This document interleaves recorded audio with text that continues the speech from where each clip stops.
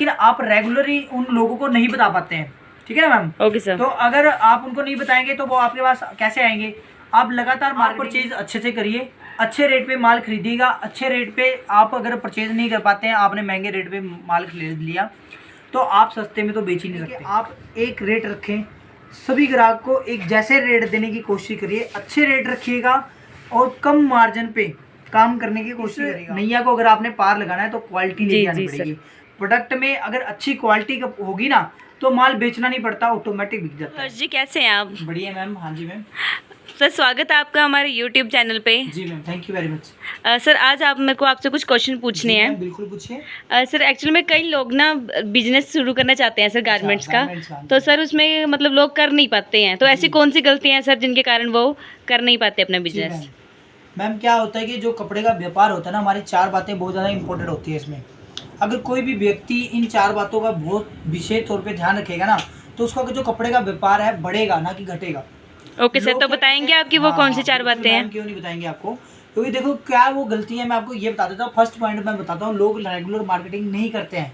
मान लो कि आपने दुकान एक बार कर दी, आपने स्टार्टिंग में तो लोग आस पड़ोस के लोगों को बताया, अपने रिश्तेदारों को बताया कि हमारे कपड़े का व्यापार है, ऐसे है वैसे है। लोग आपके पास आते हैं, प्रोडक्ट खरीदते हैं ना, पर लेकिन आप रेगुलरली उन लोगों को नहीं बता पाते हैं, ठीक है ना मैम? Okay sir. तो अगर आप उनको नहीं बताएंगे तो वो आपके पास कैसे आएंगे? आप लगातार मार्केटिंग नहीं करते, उनसे जुड़ते नहीं, इंस्टा पे नहीं, फेसबुक पे नहीं, व्हाट्सएप पे, तो आप उनको नहीं जुड़ेंगे तो आपके पास वो कैसे आएंगे? आप कैसे उन्हें बता सकते हैं कि आपके पास क्या प्रोडक्ट नए आए हैं, क्या आपके रेट होने वाला है? क्योंकि आज तक डिजिटलाइजेशन बहुत है, ठीक है ना, सबको डिजिटल हुआ पड़ा है। ओके तो सर। आपको कस्टमर को थोड़ा डिजिटलाइजेशन की तरफ को लेके जाना है अपने बिजनेस को, ठीक है ना। दूसरा पॉइंट आ जाता है आपका परचेजिंग। आप परचेज अच्छे से करिए, अच्छे रेट पे माल खरीदिएगा। अच्छे रेट पे आप अगर परचेज नहीं कर पाते हैं, आपने महंगे रेट पे माल खरीद लिया तो आप सस्ते में तो बेच ही नहीं सकते।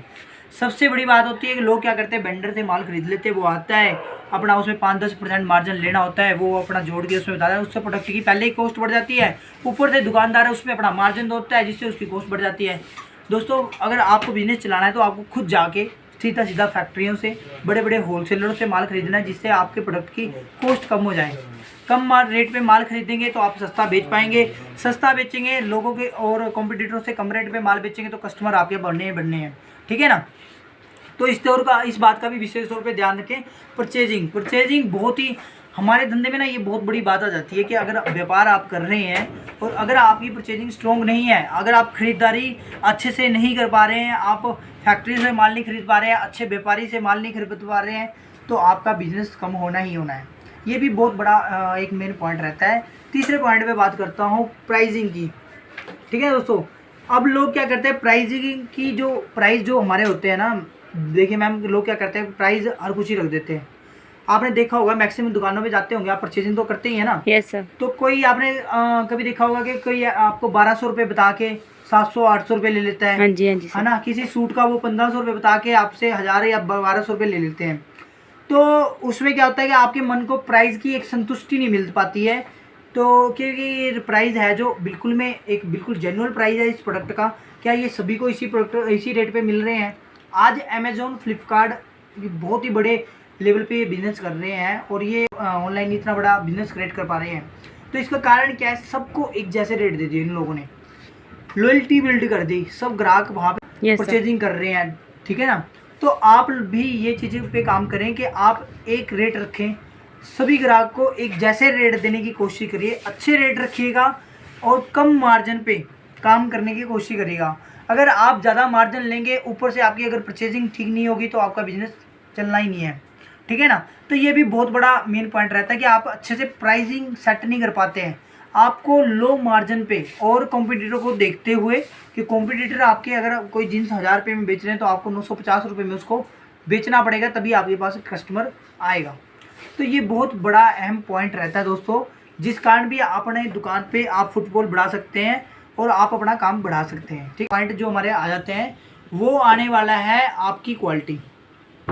देखिए दोस्तों सबसे पहले तो आप दुकान को समझिए कि दुकान होता क्या है। एक दुकान में बंदा रेगुलर आता है, आप कोई रेडी पटड़ी या कहीं फेरी वाले तो आप है नहीं कि हर कोई हल्का सा कपड़ा बेच दिया, 100 का कपड़ा 500 में बेच दिया आपने, एक बार तो बेच दिया और कस्टमर आपके पास रिपीट नहीं आया, है ना।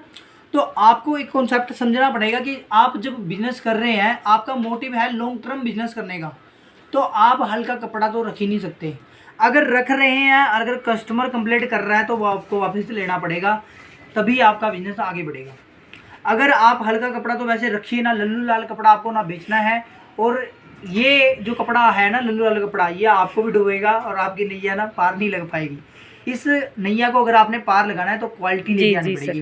प्रोडक्ट में अगर अच्छी क्वालिटी होगी ना तो माल बेचना नहीं पड़ता, ऑटोमेटिक बिक जाता है। ठीक है, अगर माल बिकेगा आपका बिजनेस बढ़ेगा।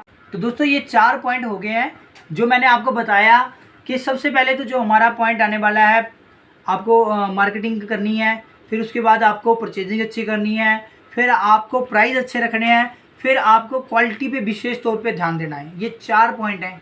अगर आपने इन पे लगातार हमेशा पूरी ज़िंदगी, आज काम किया ऐसा नहीं, पूरी ज़िंदगी जब तक भी आप धंधे में है ना, ये धंधा आपने बढ़ाना है, ये बिज़नेस अगर आप बढ़ाना चाहते हैं तो ये लाइफ टाइम आपको इसके ऊपर काम करना है। ये 4 पॉइंट है दोस्तों, गांठ बांध लीजिएगा। अगर आप रेगुलर इन पे काम करेंगे तो मेरा वादा है कि आपका business day by day growth करेगा और बहुत बड़े लेवल पे आप बिजनेस कर सकते हैं। तो उम्मीद है दोस्तों आपको ये प्यारा सा वीडियो पसंद होगा। अगर प्लीज़ हमारे चैनल को सब्सक्राइब और वीडियो को शेयर कर दीजिएगा। ठीक है दोस्तों, मिलते हैं फिर नेक्स्ट वीडियो में, तब तक के लिए टाटा एंड बाय बाय।